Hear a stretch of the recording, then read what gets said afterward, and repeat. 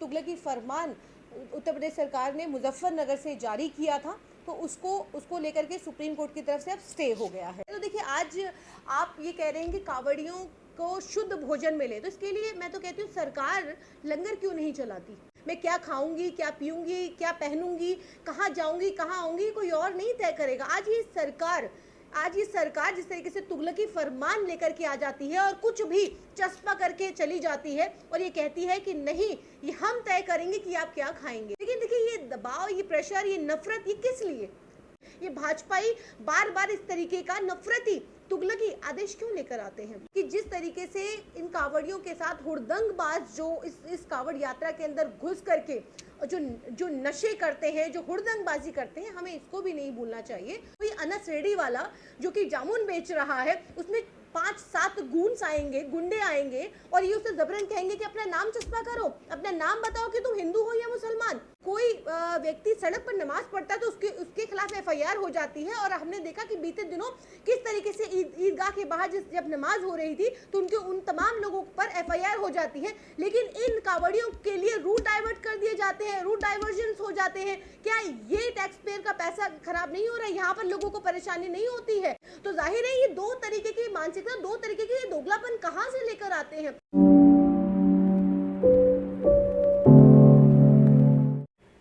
देखिए, मुजफ्फरनगर से जो हमारे सामने वीडियो आई, मुजफ्फरनगर ही नहीं, उत्तराखंड से भी, और उसके बाद लगातार जगह जगह से ऐसी तस्वीरें हमारे सामने आ रही हैं। लेकिन आज ही सुप्रीम कोर्ट ने इस जो तस्वीरें जो हमें ढाबे पर, रेस्टोरेंट पे और फल रेडी पटरी की दुकानों पर, या यहाँ तक कि फलों की दुकान तक पे भी जो नाम चस्पा करने का आदेश सरकार की तरफ से आया था, उत्तर प्रदेश सरकार की तरफ से, तो आज सुप्रीम कोर्ट की तरफ से स्टे आ गया है कि जो आज अभी जिस तरीके से हम देख रहे थे कि प्रशासन की तानाशाही जो चल रही थी, जो तुगलकी फरमान उत्तर प्रदेश सरकार ने मुजफ्फरनगर से जारी किया था, तो उसको लेकर के सुप्रीम कोर्ट की तरफ से अब स्टे हो गया है। तो जाहिर है इस तरीके की सोच क्यों सरकार इस तरीके के आदेश क्यों लेकर आती है, इस तरीके की सोच, इस तरीके की मानसिकता कैसे ये लोग हैं कि जो रेडी पटरी वाले लोगों को ये जबरन ये कहा जा रहा है, जबरन नाम चस्पा कराने का आदेश, जबरन तुगलकी फरमान, आखिर क्यों? जाहिर है इसके पीछे क्या मंशा है। मंशा साफ है। मंशा आज जिस तरीके से हम देख रहे थे कि भारतीय जनता पार्टी के अंदर जो अंदरूनी जो फूट चल रही थी, जिसको लेकर के लगातार चर्चा बनी हुई थी, उसका ध्यान भटकाना। आज महंगाई, बेरोजगारी जिस तरीके से चरम पर है, उसको लेकर के ध्यान भटकाना। नीट पेपर लीक को लेकर के लगातार युवा प्रोटेस्ट कर रहे थे, ध्यान भटकाना मकसद था। लेकिन वो तो कह रहे हैं कि आस्था के साथ खिलवाड़ किया जा रहा है, जिस तरीके से मुसलमान हैं वहाँ पे खाना नहीं खा सकते। नहीं, देखिए, अगर यही बात है, नहीं यही बात है, तो देखिए, आज आप ये कह रहे हैं कि कांवड़ियों को शुद्ध भोजन मिले, तो इसके लिए मैं तो कहती हूँ सरकार लंगर क्यों नहीं चलाती।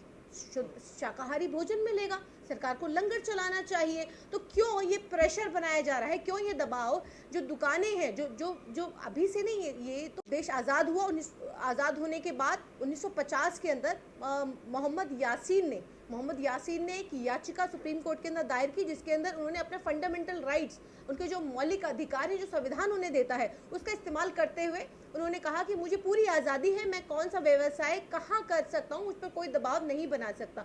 मैं क्या खाऊंगी, क्या पीऊंगी, क्या पहनूंगी, कहाँ जाऊंगी, कहाँ आऊंगी, कोई और नहीं तय करेगा।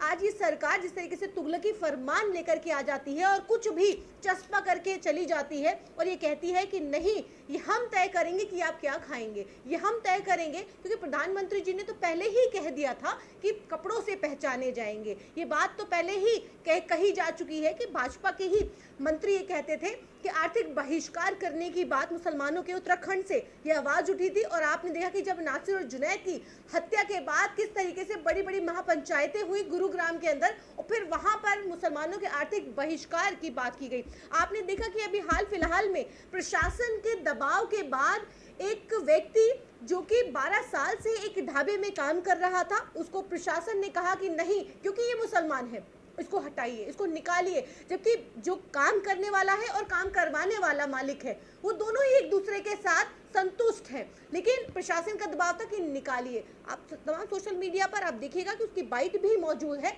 लेकिन देखिए, ये दबाव, ये प्रेशर, ये नफरत, ये किस लिए? और हम एक तस्वीर लगातार हम देख रहे हैं कि वायरल हो रही है कि जिसके अंदर राहुल गांधी जी की एक तस्वीर एक दुकान पर, एक रेडी पर लगा करके ये कहा जा रहा है कि मोहब्बत की दुकान। क्यों ये नफरत की दुकान खोलना चाहते हैं? इस नफरत के बाजार में हम जब मोहब्बत की दुकान खोल रहे हैं तो इस दुकान को क्यों नहीं चलने देते? ये भाजपाई बार बार इस तरीके का नफरती तुगलकी आदेश क्यों लेकर आते हैं? लेकिन मैम इसमें एक बॉलीवुड के स्टार हैं सोनू सूद, उन्होंने कहा था कि भाई धर्म या जात का प्लेट नहीं लगना चाहिए, मानवता का लगना चाहिए, मैं ये मानता हूँ। लेकिन उसके जवाब में एक सांसद है, मंडी से आती है करुणा राणव जी, तो उन्होंने कहा उनके सवाल करते हुए कि जब लोग थूकते हैं खाने में उन पे तो आपने कुछ नहीं कहा, लेकिन आज आप कह रहे हैं कि मानवता दिखना चाहिए नेम प्लेट में। हाँ देखिए, उन्होंने हलाल पर क्वेश्चन किया था, जो मैंने पढ़ा एक्स पर। उन्होंने हलाल के ऊपर जो उन्होंने सवाल उठाया, उन्होंने कहा कि थूकते हैं, कौन थूकता है?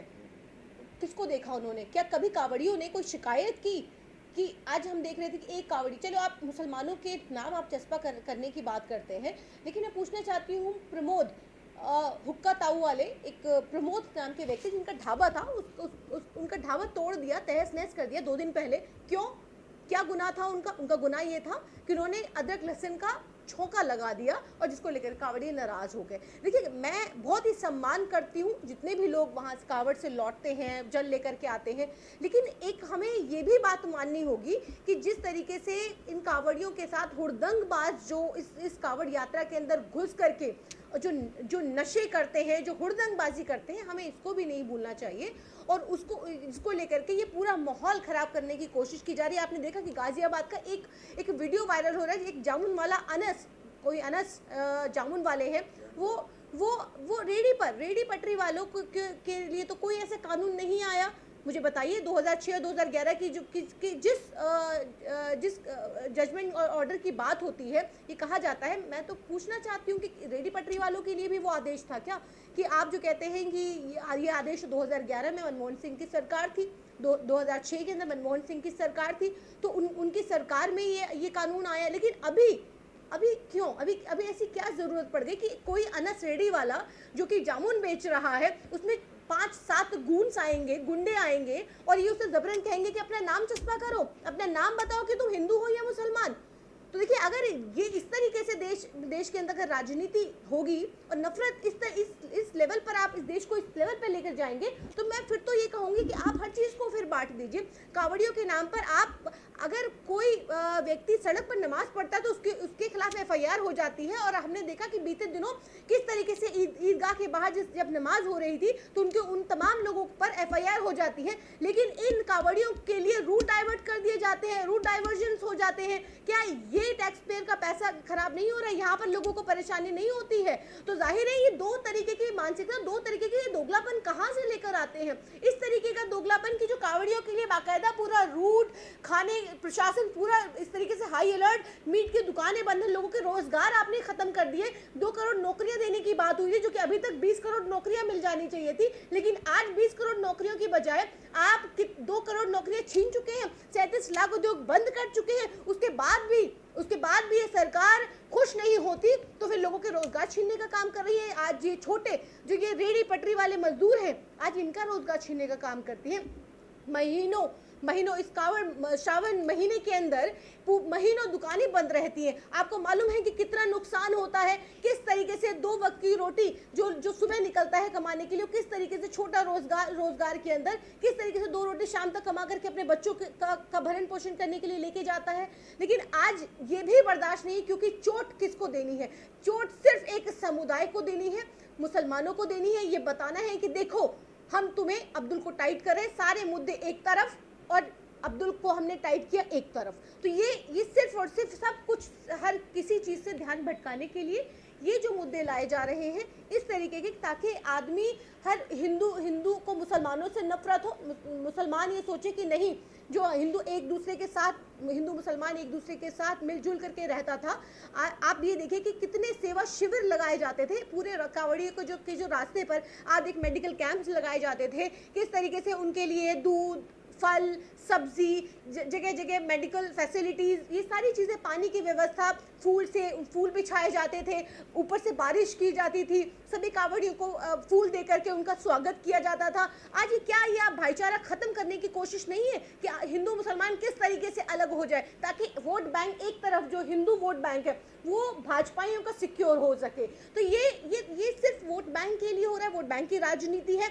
आज ये देखिए कि आज अगर इसी तरीके से राजनीति होगी तो फिर मैं तो कहती हूँ कि आप मुसलमान के रेस्टोरेंट से कुछ नहीं लेंगे, मुसलमान के ढाबे से कुछ नहीं खाएंगे, आप मुसलमान की दुकान से कुछ नहीं लेंगे। तो फिर आप ये भी तय करिए, आज जिस तरीके से सोशल मीडिया पर तमाम जगह ये बातें चल रही हैं, तो कहने में मुझे भी कोई गुरेज नहीं है कि फिर ये भी तय कर लीजिए कि जो उस बाग को सींच रहा है या जिस ढाबे के अंदर जो शुद्ध शाकाहारी, जहाँ पर हिंदू प्रोप्राइटरशिप जहाँ पर जिसकी है, तो वहाँ पर भी ये तय कर लीजिए कि ये जो दुकान में से जो सब्जियाँ आ रही हैं या जो सामान आ रहा है वो किस के ट्रांसपोर्टेशन से आ रहा है, किसके बाग और किसके खेत, और वो आटा चावल दाल कहाँ से किस के खेतों से आ रहा है, ये भी तय कर लीजिए। और हम सबसे बड़ी बात कहती हूँ कि जब हम हिंदू मुसलमान को बांटने की जब बात करते हैं तो कहना चाहती हूँ कि बड़े बड़े डीजे जिस ट्रांसपोर्टेशन में जाते हैं और जिस स्टंटबाजी करते हुए आप बाइकों से आप रैलियां निकालते हैं और आप मस्जिदों के सामने जाकर के ही जिस तरीके से तांडव करते हैं, तो उसके अंदर पेट्रोल डीजल लगता है, तो उस पेट्रोल डीजल को भी आप बहिष्कार कर दीजिए। जो कि अरब देशों से आता है उस पर भी लिख दीजिए, उस पेट्रोल पंप पे लिख दीजिए कि वो पेट्रोल पंप कहाँ से आ रहा है। आप उस डॉक्टर की फैसिलिटीज मत लीजिए। आपको अगर कहीं ऊपर वाला न करे कोई दुर्घटना हो जाए तो वहाँ पर अगर आप जख्मी हो जाएं तो पहले आप ये पूछिए कि वो जो आप मेडिसिन लेने वाले हैं वो कौन सी कंपनी, सिप्ला कंपनी का मालिक कौन है, या आप जो भी मेडिसिन ले रहे हैं तो वो भी तय कर लीजिए कि इसका मालिक कौन है। तब आप जाकर के उस डॉक्टर को दिखाएं, वो मेडिसिन लें। तो इतना कितना बांटेंगे देश को, मत बांटिए जिस तरीके से आप देश को बांटने की कोशिश कर रहे हैं। और तमाम लोगों से अपील करूंगी, बाइकॉट करिए ऐसे लोगों का जो नफरत फैलाने का। हमारे देश के अंदर अमन चैन भाईचारा एकजुटता यही हमारी पूंजी है और इसी को लेकर हमें आगे बढ़ना है। सभी कांवड़ियों से कहूंगी और सभी लोगों से कहूंगी कि नकारिए इनका बाइकॉट करिए, जैसे आपने अयोध्या के अंदर किया, बद्रीनाथ के अंदर किया। इनको हटाइए, इन नफरती लोगों को हटाइए, क्योंकि जिस तरीके से ये हमारे देश के अंदर इन फिजाओं के अंदर जिस तरीके की नफरत घोलने का काम कर रहे हैं, इनका बहिष्कार करिए। आज आपने देखा कि किस तरीके से 13 राज्यों के विधानसभा उपचुनाव के अंदर हम 10 सीटों पर जीते हैं। क्या इस फैसले को योगी सरकार की नाकामी के तौर पर देखा जा सकता है, जिस तरीके से स्टे लगाया है? बिल्कुल लताड़ने का काम किया सुप्रीम कोर्ट ने, बिल्कुल लताड़ने का काम किया सुप्रीम कोर्ट ने, और लताड़ा जाना चाहिए था। इस तरीके का उनको भी मालूम था कि इस तरीके के नफरती आदेश ज़्यादा दिन तक नहीं चलते। जाहिर है सुप्रीम कोर्ट में जाने के बाद इनको चैलेंज किया जाएगा और चैलेंज करने के बाद ये कहीं नहीं टिक पाएंगे। तो आज जो आदेश आया बहुत सम्मान करते हैं, सुप्रीम कोर्ट की तरफ से जो आदेश आया सम्मान करते हैं। इस तरीके के फैसले वाकई सम्मानजनक है और इस तरीके के फैसले आते रहने चाहिए, क्योंकि इस तरीके के नफरती लोगों को आईना दिखाना ज़रूरी है।